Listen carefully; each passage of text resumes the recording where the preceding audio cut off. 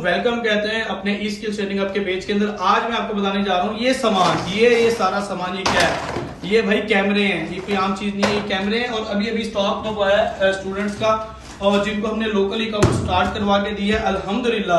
तकरीबन 300 रुपया स्पेंड करके और 2 दिन का 600 रुपया स्पेंड किया था।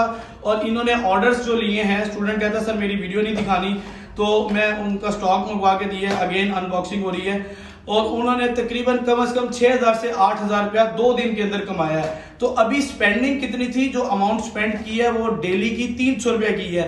अगर आप देखें, अगर आप लोकल ई कॉमर्स करते हैं, एड्स के ऊपर स्पेंडिंग ज्यादा करते हैं, तो आप 3000 स्पेंड करें तो सोचें आपकी कैलकुलेशन के हिसाब से कितनी आपकी इनकम जनरेट हो सकती है।